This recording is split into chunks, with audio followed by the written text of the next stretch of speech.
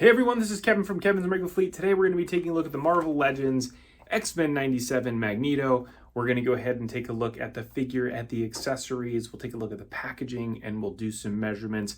Let's go ahead and dive into the review. So here is the outside of the packaging. We've got this really cool looking comic book scene, or like, maybe a collector's card with Magneto here on the side. You get X-Men 97, then you get the other figures that actually come in Series 1. Then there is our Magneto, which we'll take a look at here in a minute once we break him out of the box. As you turn this around to the back, you get a chance to see Magneto again, and then you get all of the other figures that are in Series 2. And then here is the UPC if you want that. So this thing looks really cool. I'm looking forward to taking this thing out of the package, and let's do that right now. So here is our Magneto.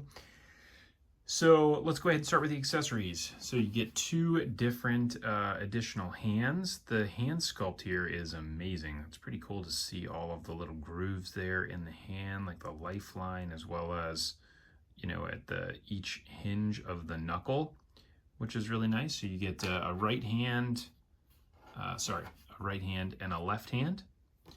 And then you also get this angry face, which the face sculpt is amazing. I mean, I can't believe how good they're doing with a lot of these figures. In the light here, it looks like that that hair and his teeth are really shiny, almost like they're metallic. That's just the way that the light is reflecting off of it. It does not look that way in person. So this is really good. Amazing job they did with the sculpt there on the face. So let's go ahead and take a look here at the figure. So the other thing that comes with him is actually this big cape that he's wearing. The cape I am not super crazy about for a couple different reasons. One is it's obviously this hard plastic, which is nice to be able to hold its form, but it's not very functional. So you can see as it's hanging on there, it's relatively loose.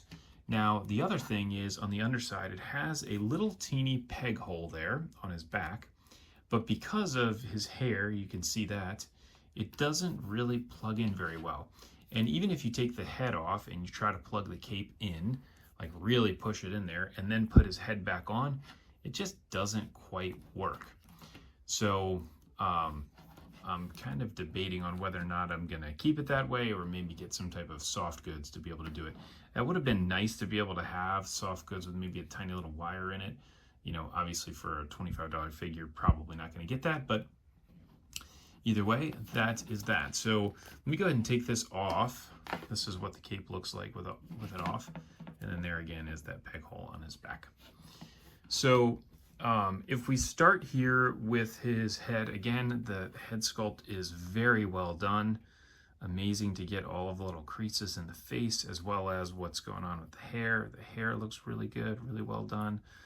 Great job there with the back.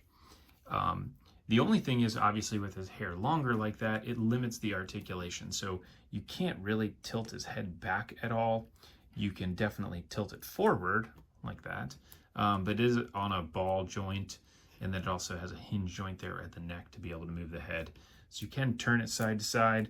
Again, it gets somewhat limited there with the hair, but that is that on the head. On the arms, you can see you get this this little shoulder movement, like the internal shoulder movement, and then you have the ability to abduct and adduct the arm, and then you can twist there at the bicep deltoid joint, and then you have double joints there on the elbow to be able to really bend this thing around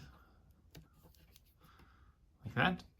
And then you have with the wrist, you have a hinge joint there, and then you can pull that to be able to pop it out so you can change out the hands if you wanted to do that. Let's go ahead and do that just for fun. So then you also get the hinging here at the torso, so you can see he bends all the way forward and bends back, and then spins all the way around at the waist.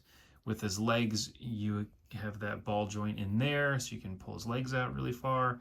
You can also twist there at the thigh, and then you get the double knee bend, knee joint. On this knee, for whatever reason, this bottom part seems to be stuck and it's not hinging all the way. Not that big of an issue for me though. Turns right there at like the boot, and then you have a hinge there on his foot, as well as it can go side to side.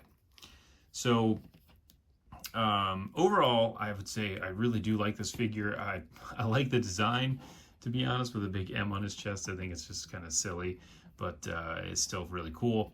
If we look at the measurement of him standing up like this, he is almost 6.5 inches tall, which is pretty large for a figure of this size. Then wingspan, about the same, 6 1/4, maybe 6 3/8. So overall, I would say I do like this figure still. I'll try to figure out how to get his cape on there, as well as be able to control what's going on with his head and his hair. If you did like this video, please go ahead and like and subscribe. Also, I've got an Amazon storefront that's in the description below for you to be able to find these types of figures, the X-Men figures, as well as a bunch of other cool toys. Thanks for tuning in, and I look forward to catching everybody on the next review.